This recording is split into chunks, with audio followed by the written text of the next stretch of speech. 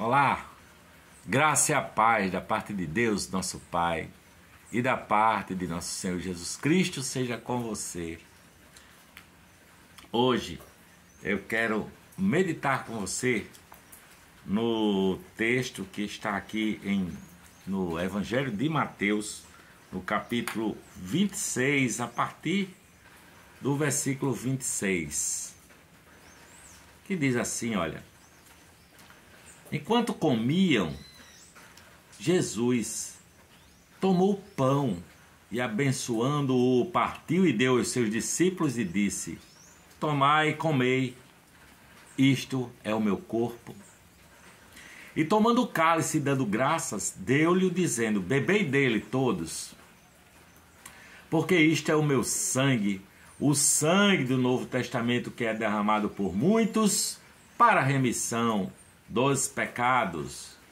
E digo-vos que desde agora não beberei deste fruto da vida até aquele dia em que eu beba de novo convosco no reino de meu Pai. E Jesus estava com seus discípulos celebrando a última Páscoa, né?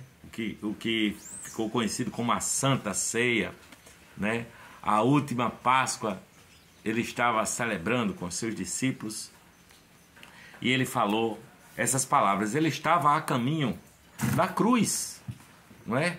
Daí Jesus ia ser preso, ia ser maltratado, ia ser crucificado, ia ser morto naquela cruz. E é interessante saber, notar que os romanos, eles costumavam deixar os que eram crucificados, né, os condenados que eram crucificados, deixavam os cadáveres dessas pessoas ali na cruz para serem comidos pelos abutres, pelas aves de rapina.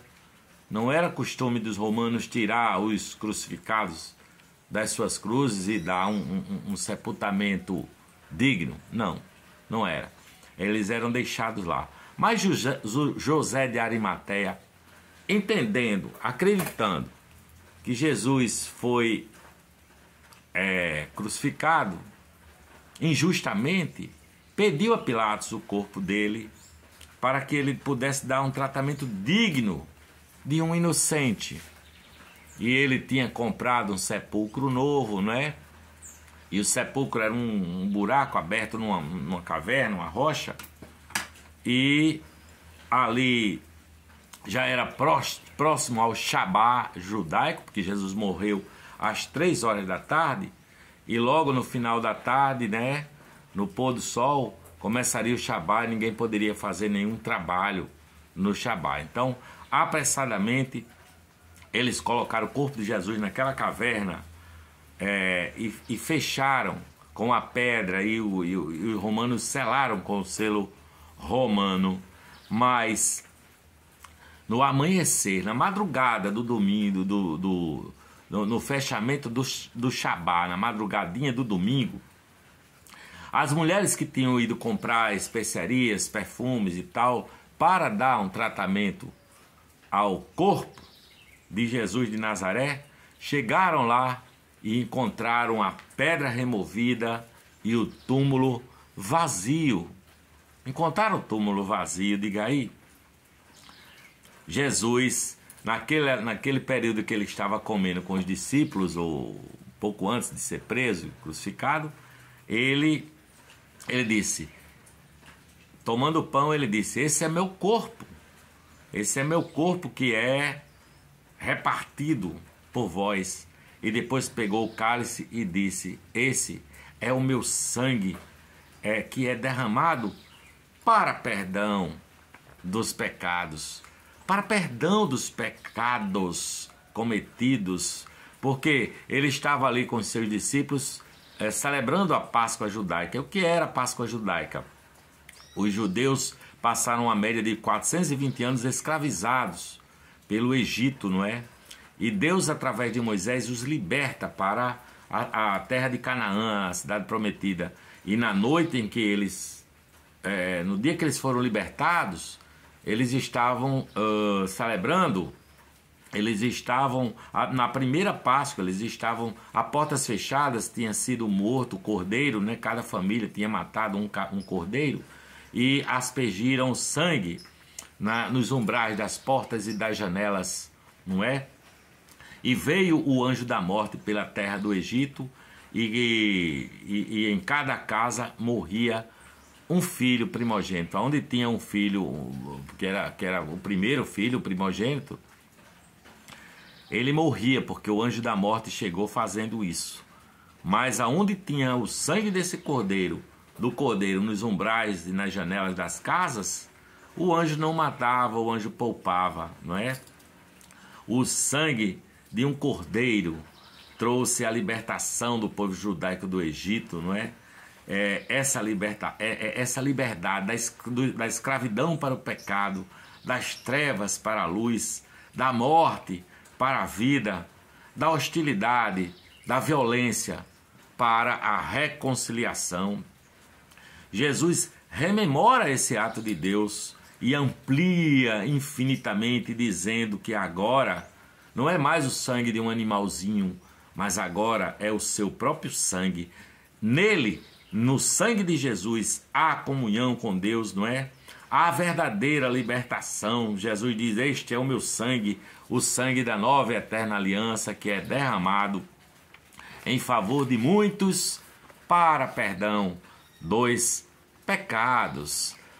Porque aonde há pecado, há transgressão. Em nossa vida há transgressão. Na minha vida há muita transgressão, não é? Há o pecado, não é? Há algo que merece a condenação. Porque o pecado sempre gera o caos. O pecado sempre gera conflito, gera desordem, não é? É o pecado que faz isso. E Jesus diz que no seu sangue há perdão. O perdão faz com que nós olhemos agora para o futuro. É preciso que o perdoado pelo sangue de Jesus, o que entendeu o perdão de Deus através do sangue de Jesus, deixe para trás a culpa, deixe para trás a sensação de condenação, deixe para trás o lamento, não é?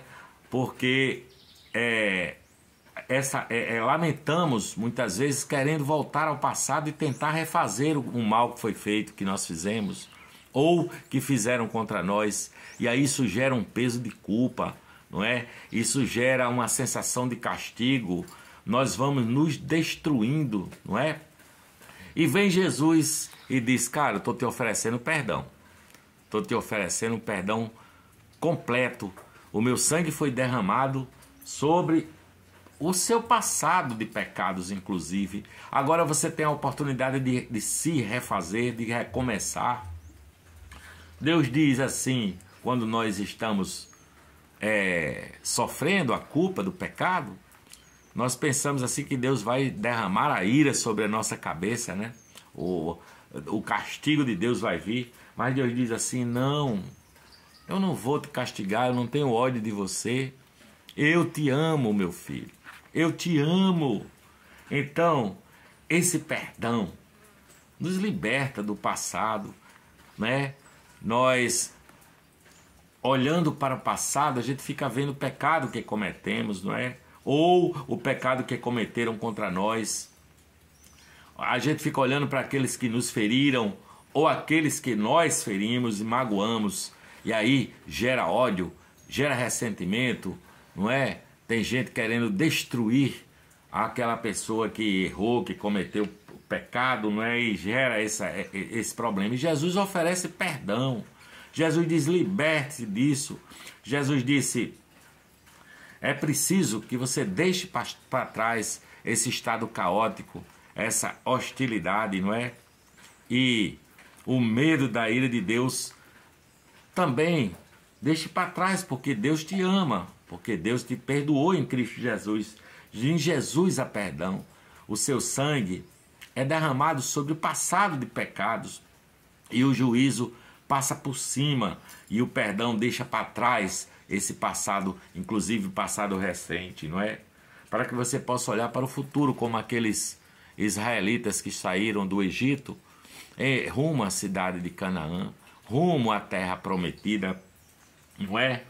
O perdão deixa para trás o passado e faz você olhar para um novo dia, para uma nova possibilidade, para um dia que começa com esperança. Você começa a olhar para o céu, porque onde há perdão, há futuro. Onde não há perdão, só há passado, não é? Só existe o passado.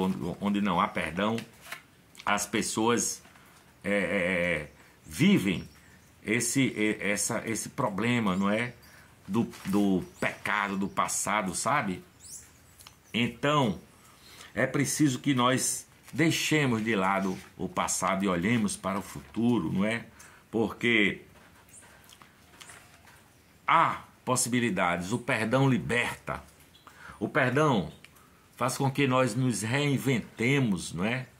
O perdão traz novas possibilidades de vida para o perdoado. No perdão há a possibilidade da transformação do ser humano através do Espírito Santo de Deus que habita em nós. Eu posso ser um ser humano novo, eu posso ser um ser humano diferente para olhar para um futuro possível, para umas novas relações, para novos amores, para novas possibilidades de se relacionar, inclusive com as mesmas pessoas com as quais nos ferimos mutuamente, não é? Se elas também foram transformadas por esse perdão. Porque o passado não tem futuro e o perdão deixa para trás o passado, mas faz você olhar para um futuro possível com essas novas possibilidades. Quando Jesus diz assim, olha, este é meu corpo, partindo o pão e repartindo esse seu discípulo, este é o meu corpo que é partido por vós, comei dele todos, esse é meu corpo. Depois ele toma o cálice e dá graças e diz, tomai vocês também, tomai e bebei, este é o Novo Testamento no meu sangue, o sangue que é derramado por vocês, para perdão dos pecados, para que vocês tenham um futuro, para que a vida possa ser novamente recriada, para que você possa repensar em novas possibilidades.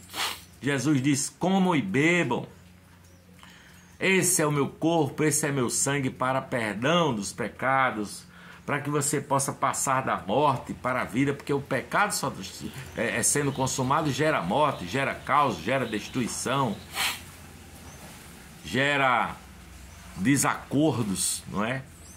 Mas você pode passar da morte para a vida, porque você pode, em oração, dizer assim, Pai, Senhor Jesus, derrama o teu sangue sobre o nosso passado, sobre os nossos pecados, e tira do meu coração esse lamento, e impulsiona em mim a vontade de viver, a possibilidade de fazer tudo diferente, de começar novamente, de construirmos um futuro com Deus, até o dia, aquele dia em que nós celebremos e celebraremos no reino de Deus, por toda a eternidade, não é? Fazendo um banquete com Jesus de Nazaré, o nosso Senhor e Salvador. Então essa é a realidade.